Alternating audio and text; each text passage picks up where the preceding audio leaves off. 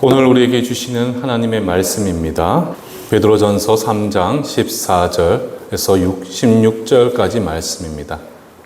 다 찾으셨으면 우리 한 절씩 교독해 올리도록 하겠습니다. 제가 14절을 먼저 읽도록 하겠습니다. 그러나 의를 위하여 고난을 받으면 복이 있는 자니 그들이 두려워하는 것을 두려워하지 말며 근심하지 말고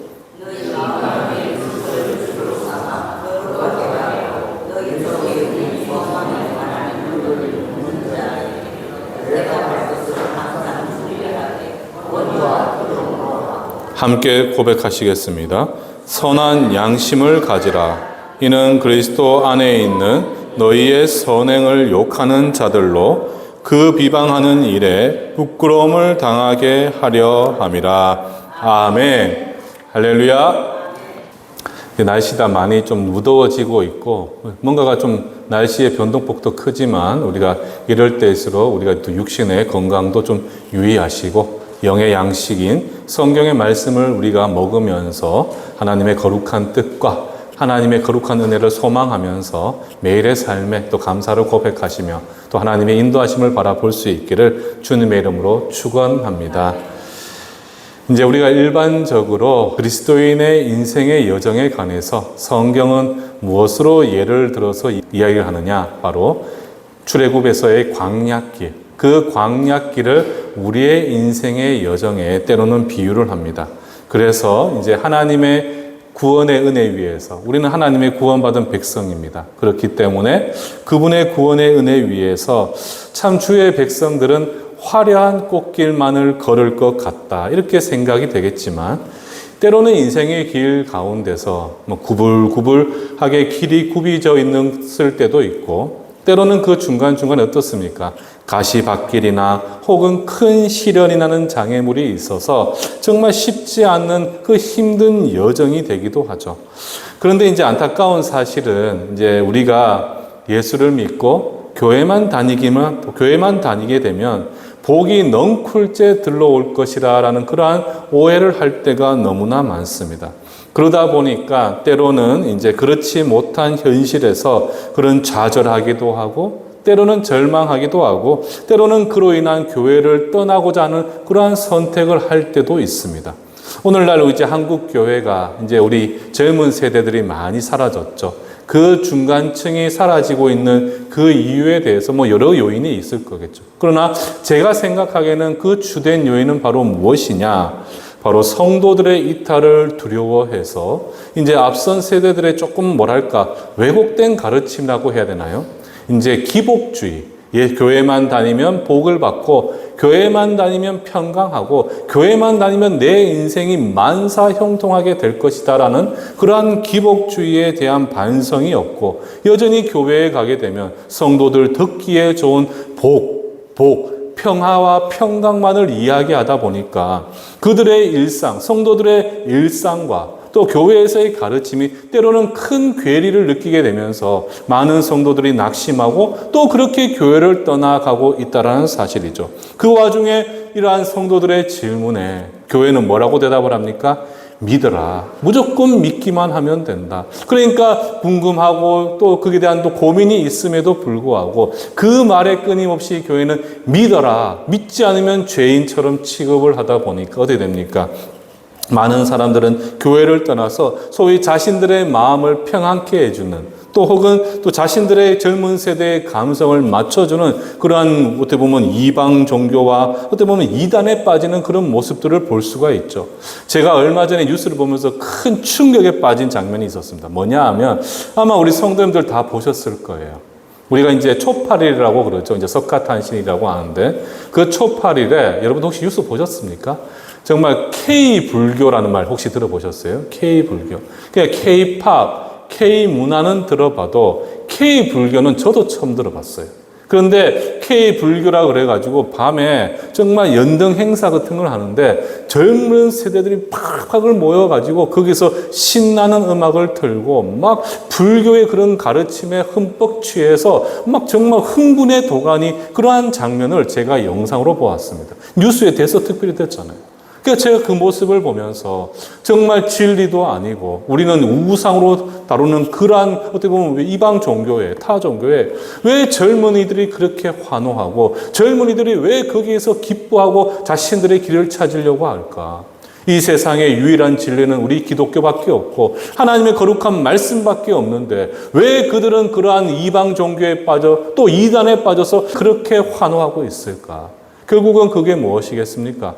자신들의 그러한 아픔과 그러한 관심과 그러한 염려 가운데 그들이 생각하기에는 기독교가 정확한 답을 제시하지 못하고 있다. 그런 생각 가운데서 자신들을 위로하고 뭔가 자신들의 감성을 맞추어주는 그러한 것에 그들은 열광할 수밖에 없게 되었다는 사실이에요.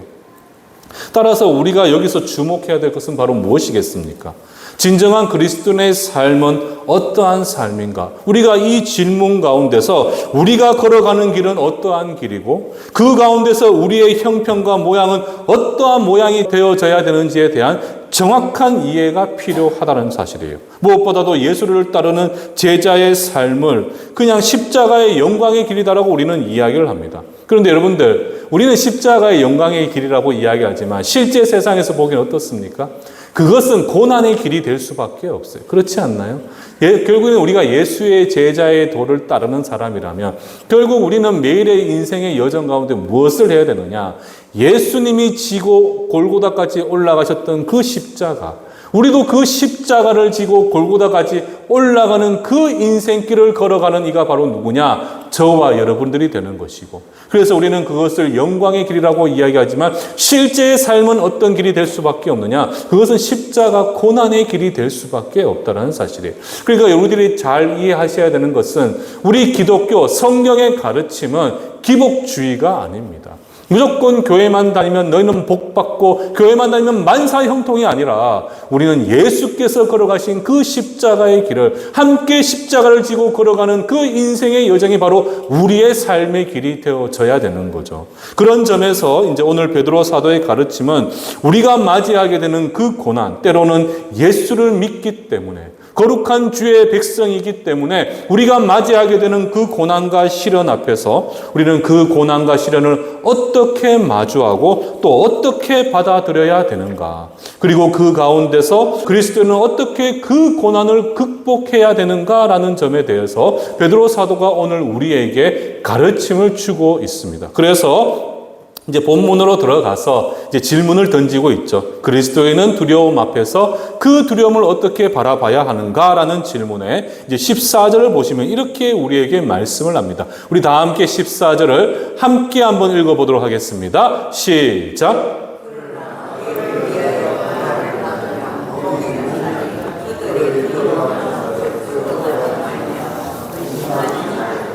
아멘. 자, 그러니까 지금 뭐라고 이야기합니까? 여기서 충격적인 사실이 하나 등장하죠. 베드로 사도가 무엇이 복이다라고 이야기를 합니까? 의를 위하여 고난을 받으면 그 고난이 곧 뭐라고 이야기합니까? 너희에게는 복이 될 것이다. 이렇게 우리에게 이야기를 합니다. 자, 그렇다면 이해는 안 되죠. 솔직히 머리로는 이해가 안 됩니다. 왜 고난이 우리에게 복이라고 이야기를 하는가? 자, 그렇다면 우리가 왜 고난을 당할 수밖에 없는가라는 그 질문 가운데 그 이유를 뭐라고 이야기합니까? 바로 의를 위하여 고난을 받으며. 그렇다면 우리가 여기서 주목할 것은 이 의가 무엇인지에 대해서 우리가 정확한 이해가 필요하겠죠. 여기서 의란 결국 무엇이겠습니까?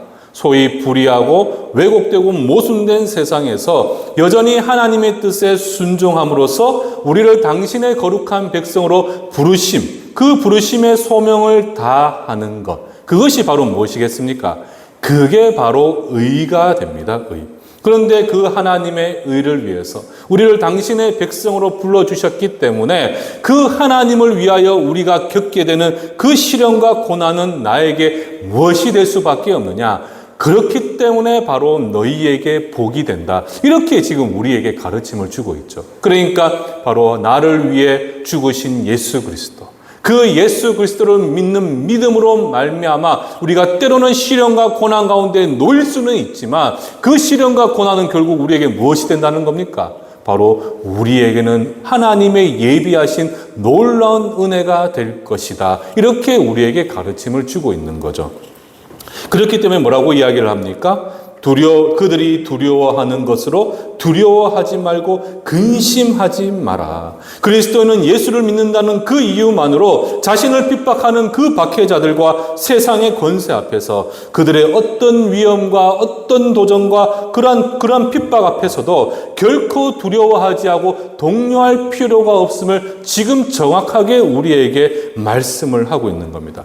바로 예수로 말미암는 그 핍박은 우리의 복, 이미 알고 계시고 그 가운데 이미 구원의 길을 열어놓고 예비해 놓으신 하나님의 놀라운 은혜가 될 것이다. 이 구절은 여러분들 당시 시대적 배경에 대한 이해가 좀 필요합니다.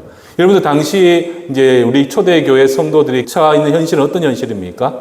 여러분들 잘 아시는 바와 같이 로마는 칼로서 정말 초대교회 성도들을 핍박하고 있었고, 정말 우리 유대 공동체는 어떻습니까? 유대인들 보기에 기독교는 결국 이단처럼 보여질 수밖에 없잖아요.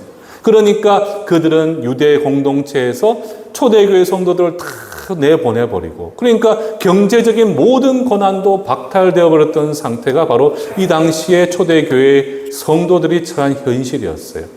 자, 그런 현실 가운데서 예수를 믿기 때문에 그들이 처한 현실의 고통, 그 고통을 끊임없이 토로하고 있었기 때문에 베드로는 분명히 이야기해 줘야 되겠죠. 왜 너희가 고통을 당할 수밖에 없고 그 너희가 겪고 있는 그 고난의 정확한 의미는 무엇인가? 그러니까 여러분들 이 14절 말씀은 바로 이사야 8장 12절에서 13절 말씀을 베드로가 그대로 인용한 구절이 되는 거예요. 이것은 예수로 인하여 정말 그들이 핍박받고 있었기 때문에 우리가 참 세상 가운데서 그리스도임을 세상이 증언해 주는 것이 바로 무엇이냐? 바로 고난이 되는 것이고, 그래서 너희는 눈에 보이지 않는 하나님 앞에서 눈에 보이는 세상의 시련과 핍박 앞에 너희가 두려워할 것이 없음을 분명히 우리에게 이야기를 하고 있는 겁니다. 그러니까 우리의 영원한 백그라운드가 되시고 나를 위해 십자가에 못 박혀 죽으신 그 예수 그리스도. 근데 그 예수님은 누구신가라고 우리에게 이야기할 때 그분은 전능하신 하나님이 되십니다. 그 하나님이 너희의 비록 눈에 보이지는 않지만 지금도 살아 역사하시면 너희의 영원한 백그라운드가 되어주기 때문에 그런 눈에 보이지 않는 하나님 앞에서 단순히 눈에 보이는 그 세상의 핍박과 도전 앞에 너희는 두려워 떨고 염려할 것이 아니라 하나님의 놀라운 일하심을 기대하고 소망할 것을 지금 이 14절을 통해서 우리에게 가르침을 주고 있다는 사실이에요. 자, 그리고는 15절 말씀, 정말 중요한 말씀이죠. 그러니까 15절 뭐라고 이야기합니까? 너희 마음에 그리스도를 주로 삼아라. 그리스도를 주로 삼아라. 그러니까 세상의 시련과 도전 앞에서 우리가 이 또한 은혜임을 기억하고 인내할 수 있기 위해 우리에게 필요한 결단은 바로 무엇이겠습니까? 바로 이 15절 말씀, 너희 마음에 그리스도를 주로 삼아라. 그러니까 우리의 인생의 유일한 주가 되시고 우리의 산 소망이 되시는 분은 바로 누가 되어져야 되겠습니까? 바로 예수 그리스도가 되어져야 된다는 거예요. 정말 의를 위하여 예수를 믿는다는 그 이유만으로 핍박과 고난 가운데 있는 우리가, 그것이 하나님의 놀라운 은혜임을 우리가 믿음으로 결단하기 위해서 필요한 것은 바로 무엇이냐? 다른 게 아니란 거죠. 우리 안에 예수님이 나의 주가 되고 예수님이 나의 소망이 되는 것. 그것이 바로 우리가 이 악하고 불의한 세상에서 세상의 핍박과 도전 앞에 우리가 온전히 설 수 있는 유일한 길이 된다는 사실입니다. 너희 마음에 그리스도를 주로 삼아라. 이건 결국 다른 말이 아니잖아요. 결국에는 나를 위하여 십자가 보혈을 흘려주신 예수님, 그분을 나의 주로 삼고 나의 소망이 되는 것. 좀 더 쉽게 말씀을 드리면 예수님이 무엇이 되어야 되겠습니까? 우리 예수님이 여러분들의 무엇이 되어져야 되겠습니까? 잠시 나를 위해 구원을 베풀어 주시는 그냥 안전장치, 보증수표로만 끝내신 그분이 우리 예수님이십니까? 아니잖아요. 우리 인생 가운데 무엇이 되어져야 되느냐? 그분은 나의 삶의 전부가 되어져야 되고 내가 살아가는 목적과 이유가 되기만 한다면 아무리 힘들고 지치고 그래서 낙심되고 때로는 정말 내 뜻대로 아무리 몸부림쳐도 내 뜻대로 되지 않는 이러한 막막한 현실 앞에서도 나의 전부가 되시는 예수로 말미암아 우리는 어떻게 되겠습니까? 그럼에도 불구하고 작은 일에도 우리는 감사와 기쁨을 고백할 수 있을 뿐만 아니라 고난 앞에서 더욱 겸손히 주님의 이름을 의지하며 하나님의 건지심과 하나님의 도우심을 우리는 온전히 소망하며 바라보며 기대할 수가 있게 되는 겁니다.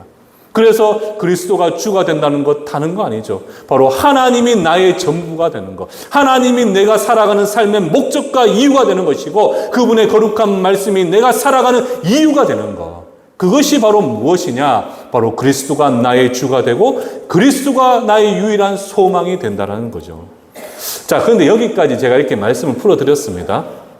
이거는 우리가 흔히 아는 성경적인 이해고 우리가 믿어야 되는 부분입니다. 자, 그런데 여기서 이제 제가 중요한 사실이죠. 우리 머리는 이해가 되죠. 우리는 이 자리에 계신 이유가 뭡니까, 여러분들? 여러분들은 다 예수님을 나의 하나님으로 믿지 않습니까? 그리고 예수님이 나를 위해 십자가에 못 박혀 죽으시고 3일 만에 부활하심을 통하여 우리는 영원한 하늘나라 백성 되었음을 여러분도 믿으시잖아요. 그러니까 일단은 여러분들은 그 믿음을 전제로 가지고 있어요. 그런데 나를 가장 시험에 들게 하는 것은 뭡니까? 나는 예수를 믿는데 정말 내 힘으로 감당하지 못하는 그런 시련과 고난 앞에서 우리는 그 고난을 어떻게 이해해야 될지를 모를 때가 너무나 많죠. 그러다 보니 우리는 내 힘으로 감당치 못하는 수많은 삶의 도전 앞에 낙심하고 좌절하고 더 나아가서 절망할 수밖에 없는 게 우리네 인생입니다. 그러다 보니까 지금 이 말씀, 베드로 사도가 이야기를 했고 하나님의 말씀이다 보니까 이해는 됩니다. 아, 무슨 말씀인지 알겠습니다. 이렇게 하려고 노력해야 되겠죠. 머리로는 이해되는데 여러분들 마음으로 받아들여집니까, 여러분들? 마음으로 쉬이 받아들여집니까? 분명히 고난이라고 이야기하잖아요, 고난. 정말 이 고난, 왜 고난이 나에게는 복이 될 수밖에 없을까? 정말 저도 고민을 많이 해봤어요. 고난. 여러분들, 고난은 어떤 겁니까? 고난은 수반하는 게 두 가지가 동반합니다. 무엇을 동반합니까, 여러분들? 바로 고통과 힘듦이 우리에게 동반되잖아요. 그렇지 않습니까? 분명히 예수를 믿는데, 예수를 믿으면 이게 복이라고 하는데 왜 나에게는 이 고통과 힘듦이 주어질 수밖에 없는가? 왜 고통과 힘듦, 부정적인 네거티브한 의미를 가지고 있잖아요. 이 가장 부정적이고 네거티브한 이러한 의미의 이 고난을 왜 성경은 가장 긍정적인 파지티브한 은혜라고 이야기를 하는가? 저는 도저히 이게 이해가 안 됐어요. 그래서 머리로는 알고 저도 이 해석의 의미는 알지만 이걸 어떻게 우리 성도님들에게 말씀을 전해드려야 될까? 제가 진짜 일주일 내도록 이 말씀 한 절을 가지고 고민을 했습니다. 그런데 제가 고민하면서 기도하면서 또 말씀을 찾아보면서 제가 내린 결론이 두 가지가 있어요. 두 가지. 그 첫 번째는 바로 무엇인가라고 보았을 때 바로 내가 곧 심판이 임할 이 땅에서 하나님의 택한 진정한 그의 사람이라는 것을 예수를 대적하는 세상이 무엇입니까? 공식 인증을 해준 겁니다. 그렇지 않습니까, 여러분들? 그리스도인이기 때문에 그 의로 말미암아 내가 세상의 핍박을 받습니다. 예를 들면 보십시오. 우리가 초대교회뿐만 아니라 우리가 중세시대의 위그노들, 프랑스의 개혁주의자들, 그 위그노들 한번 보십시오. 그 위그노들 어떻게 됐습니까? 그들이 예수를 믿고 오직 성경이라는 그 하나님의 말씀 앞에 엎드렸을 때 그들은 로마 카톨릭의 심각한 어떻게 보면 피해를 입었고 고통과 절망 가운데 있었고 감옥에 갇히며 수많은 사람들이 목숨을 잃어버렸잖아요. 자, 그런데 그것이 왜 나에게 복이 되었을까? 그런데 그 사실을 통해서 우리는 무엇을 알 수 있습니까? 바로 이 불의하고 악한 세상이 내가 예수로 말미암아 겪는 그 핍박과 시련을 통해서 무엇을 공식적으로 인정해 준 것이 되느냐? 바로 나는 하나님께 택함 받은 그분의 거룩한 자녀를 라는 사실을 정확하게 공식 인정해 준 것이 바로 무엇이냐? 바로 의로 인하여 받는 핍박이 된다는 사실이에요. 그래서 우리가 한국교회에도 보게 되면 초대교회 우리 구한말 일제치하들을 보십시오. 정말 예수를 믿기 때문에 신사참배를 거부하고 창시계명을 거부하고 독립운동에 우리가 온 마음을 바쳤던 우리 한국교회를 기억한다면 정말 어떻습니까? 정말 그 예수를 믿는 이유만으로 고통과 고난 가운데 있었고 수많은 시련으로 많은 이들이 절망 가운데 있었지만 분명한 사실은 그로 인해서 우리가 어떤 일이 일어나게 되었습니까? 성도들은 더욱더 내가 누구인지를 알게 되었다는 사실이에요. 나는 예수께서 자신의 목숨까지 버려가며 사랑한 바로 하나님의 거룩한 자녀라는 사실을 세상의 핍박과 고난 앞에서 그들은 정확하게 알 수 있게 되었고 그 가운데서 그들은 더욱더 하나님의 나라를 위하여 헌신하고 희생하고 수고하면서 그 의를 위하여 받는 핍박을 도리어 하나님의 거룩한 백성이라는 그 신분을 확인할 수 있는 하나님의 아름다운 은혜라고 그들은 받아들일 수가 있게 되었다는 거예요. 그래서 어떻게 됩니까? 오히려 그 시기에 핍박이 임하던 그 시기에 오히려 하나님 나라가 확장되어지고 한국교회가 부흥하게 되는 놀라운 역사가 일어날 수가 있게 되었던 거예요. 자, 그리고 두 번째는 어떤 의미를 볼 수가 있느냐? 바로 힘드니까, 두렵고 떨리니까, 나로 더욱 주님 앞에서 어떻게 하게 만드십니까? 더욱더 하나님 앞에 엎드려 기도하도록 만드시는 하나님의 예비된 은혜가 바로 무엇이냐? 시련과 고난이 된다는 사실이에요. 이해되시겠습니까, 여러분들? 한번 여러분들 스스로 한번 자신을 한번 돌아보십시오. 여러분들이 교회에 나와서 기도할 때가 언제입니까, 여러분들? 언제입니까? 여러분들이 정말 하나님의 이름을 찾을 때가 언제였습니까? 언제였죠, 여러분들? 요즘에는 제가 보니까 여러분들이 너무나 삶이 평안하셔가지고 금요 기도회나 수요 기도회 너무 수가 조금 많이 줄어서 우리 성도님들 요즘 삶이 너무나 평안하시겠구나. 그래서 저는 참 좋게 생각하고 있었어요. 그런데 여러분들 한번 보십시오. 제가 두 번째 의미, 왜 의로 인하여 받는 고난이 나에게 복이 될 수밖에 없는가? 제가 뭐라고 말씀드렸습니까? 정말 더욱더 힘든 위기 가운데 주님 앞에 겸손히 무릎 꿇고 주의 능력의 손을 붙들고자 하는 하나님의 예비된 은혜라고 말씀을 드렸잖아요. 많은 분들이 오해하고 있는 게 뭔 줄 아십니까? 우리가 고통과 절망으로 인해서 두려워하고 주님 앞에 엎드려 그분의 도우심을 구하는 것을 어느 순간부터 우리의 믿음 없음으로 이해하시는 분들이 너무나 많습니다. 저 사람은 믿음이 연약하니까, 저 사람이 믿음이 부족하니까 힘들고 어려울 때마다 두려워하고 떨고 낙심하고 하나님 앞에 기도하고 있다라는 거죠. 너희가 하나님을 믿으면 하나님이 나를 어떻게 구원하실지 우리는 기대하고 있기 때문에 아무 걱정하지 마. 그래서 무덤덤 담담하게 있는 것이 믿음이 좋은 게 아니라는 사실입니다. 이 결국 하나님께서 우리에게 바라시는 것은 다른 게 아니에요.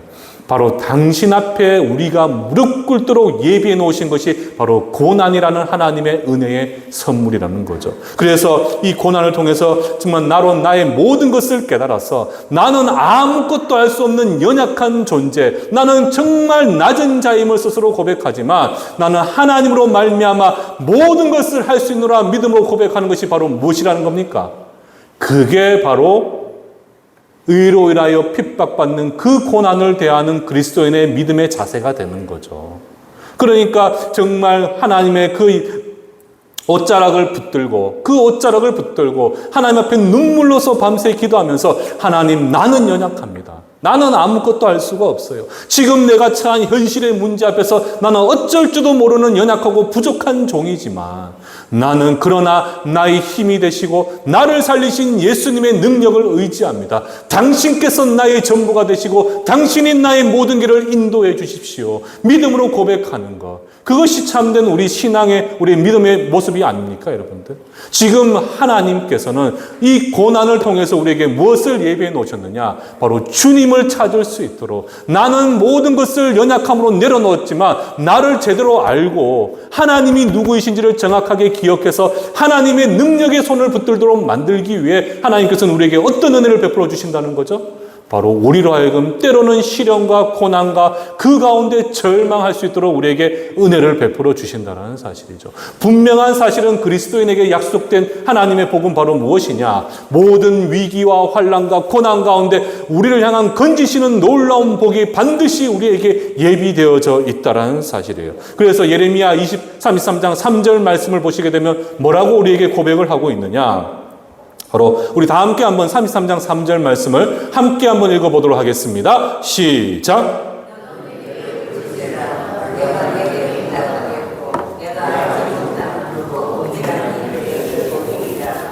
아멘.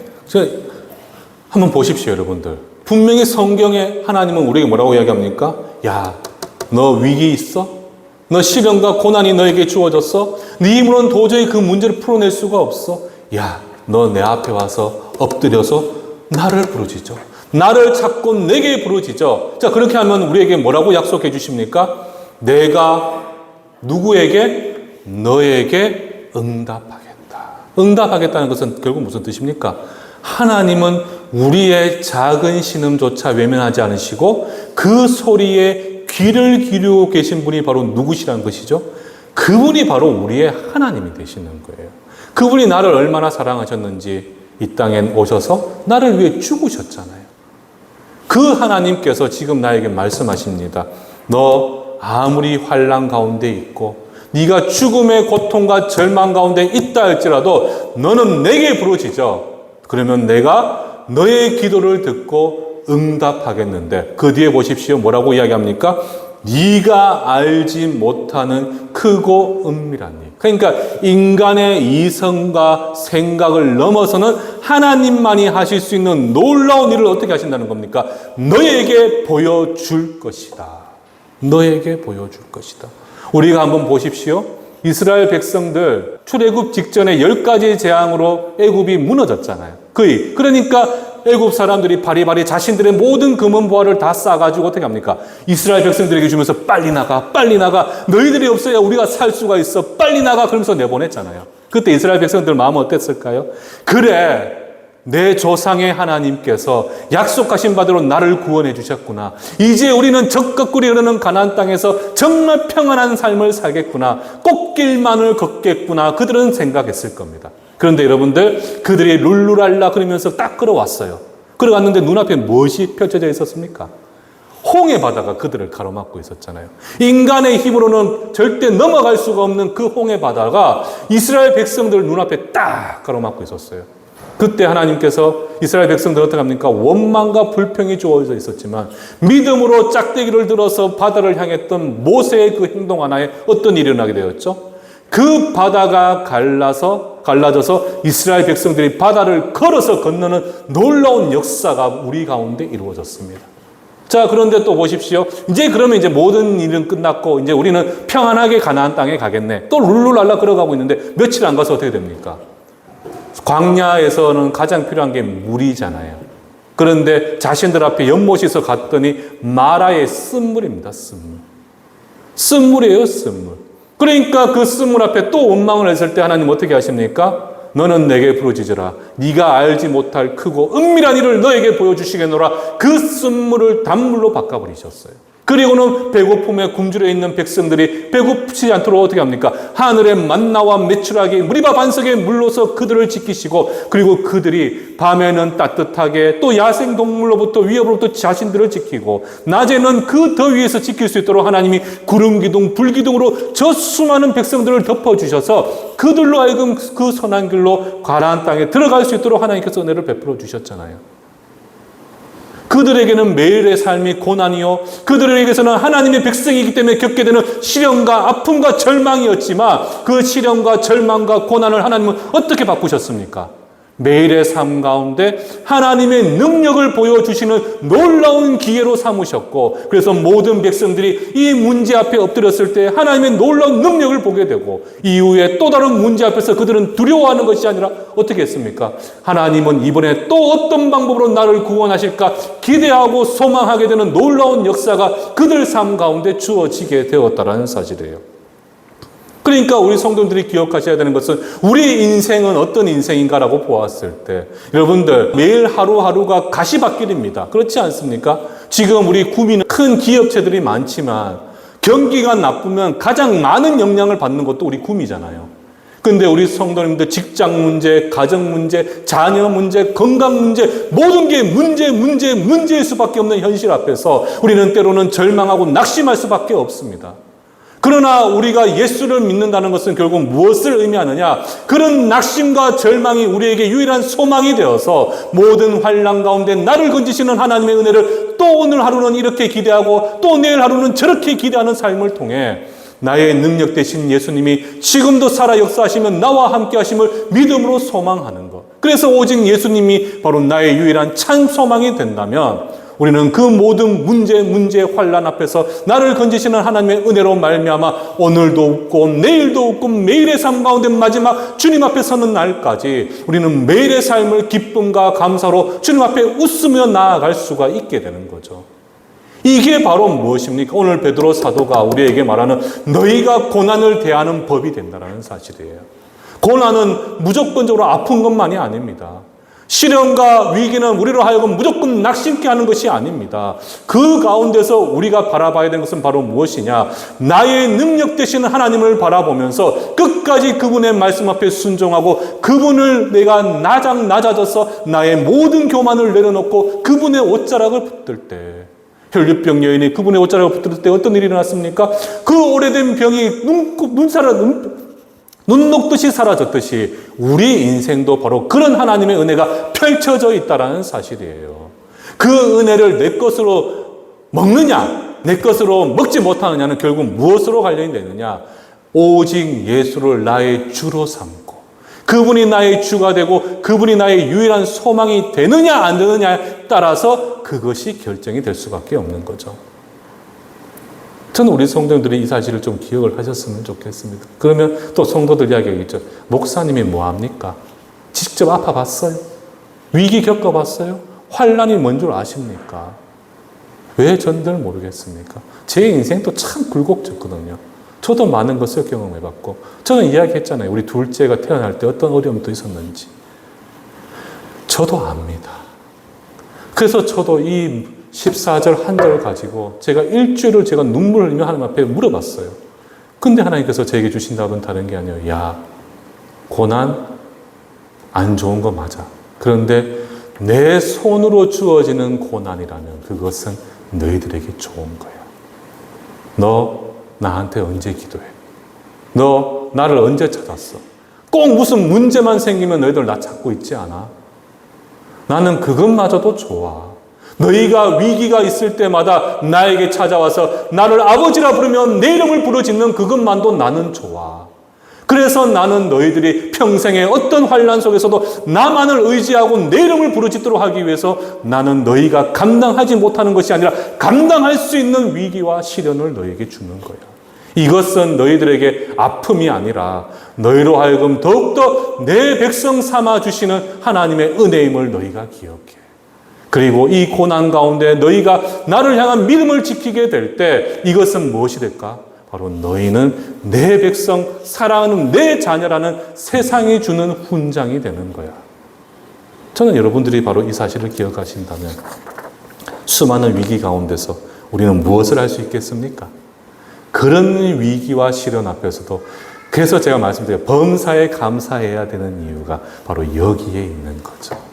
우리가 진정한 그리스도인이라면 이 모든 상황 앞에서 나의 능력 되시는 하나님을 의지하게 될 때 크고 은밀한 일이 누구의 인생에 펼쳐지게 되겠습니까? 바로 여러분들과 여러분들 자녀의 인생을 바뀌고 있다는 놀라운 일들이 일어나게 되는 거예요. 16절을 보시게 되면 베드로는 그리스도인으로 하여금 이 악한 세상에서 그럼에도 무엇을 행할 것을 이야기합니까? 선한 양심. 이 선한 양심은 바로 주의 말씀에 순종하는 선한 행실을 의미하죠.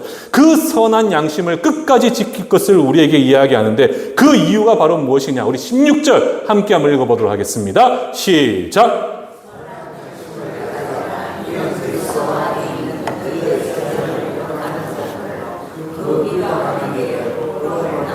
하려 합니다. 아멘.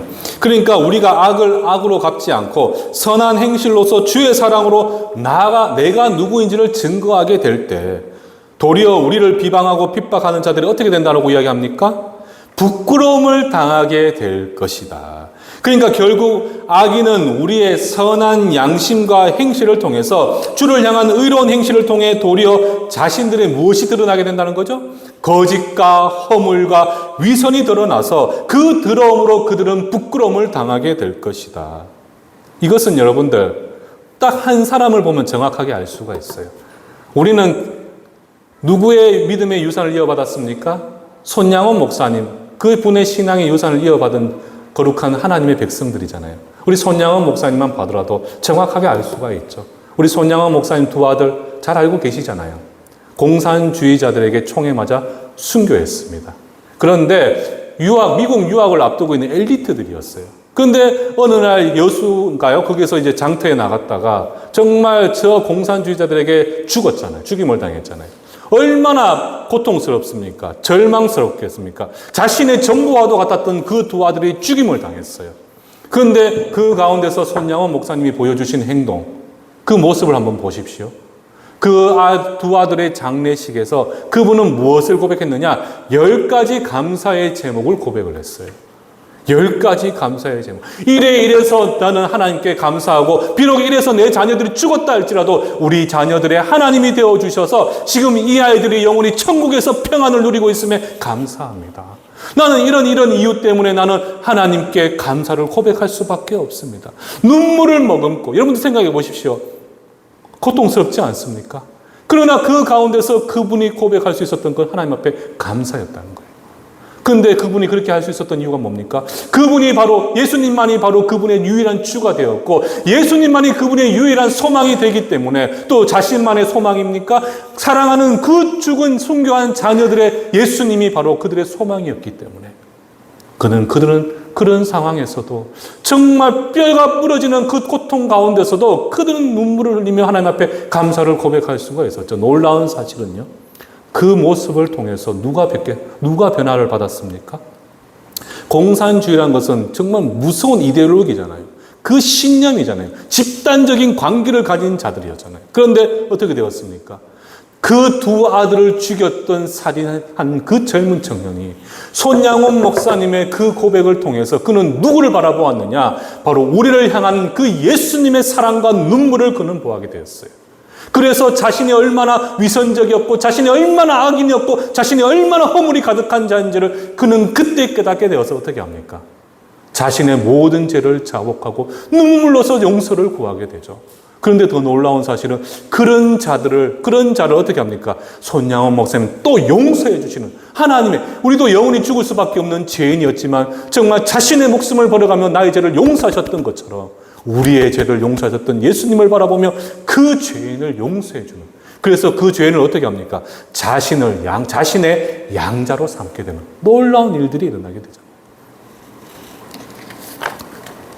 여러분, 분명한 사실은요, 소망이라는 것은 하나님이 나를 통해 이루고자 하는 하나님의 거룩한 뜻과 계획이 됩니다. 그 소망이 나의 소망이 되고, 그래서 내 인생을 하나님의 뜻을 이루는 삶으로 삶의 목적과 방향이 바뀌게 된다면 거친 인생의 광야길을 내가 더욱더 하나님을 가까이 바라볼 수 있는 은혜의 길이 됨을 여러분들이 기억하셔야 돼요.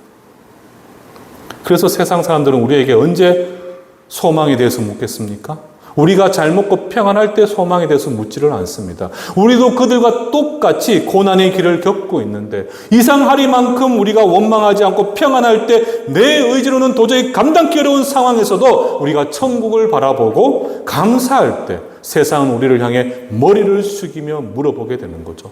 도대체 당신이 가진 그 소망은 무엇입니까? 무엇으로 당신은 이리 평안하고 모든 것에 감사를 고백할 수 있습니까? 그때 우리의 믿음의 고백은 무엇이 되어야 되겠습니까? 오직 예수.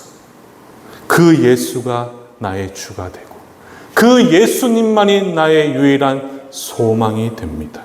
내가 살아가는 이유도, 내 삶의 목적도 나를 사랑하는 오직 예수님, 그분이 나 지금도 함께하고 계시기 때문에 나는 오늘뿐만 아니라 내일도 힘있게 살아갈 수가 있습니다. 저는 우리 성도님들이 바로 이러한 믿음의 고백하기를 주님의 이름으로 축원합니다. 여러분들의 인생은요, 이미 예비되어져 있는데 그 예비되긴 가운데 때로는 돌뿌리가 나를 넘어뜨려도 내 까진 무릎을 만져주시고 낫게 하신 분이 누구시냐? 하나님이십니다. 여러분들 모든 인생길 가운데 여러분들이 흘리는 그 눈물을 친히 손으로 닦아주시는 분이 바로 누구시냐? 우리의 하나님이 되시는 거죠. 그 하나님만이 여러분들의 유일한 소망, 그 하나님만이 여러분들의 유일한 주가 되신다면 여러분들 세상에 어떤 불의와 핍박이 다가와도 우리는 그것을 위해 묵묵히 십자가의 길을 걸어갈 수가 있게 됩니다.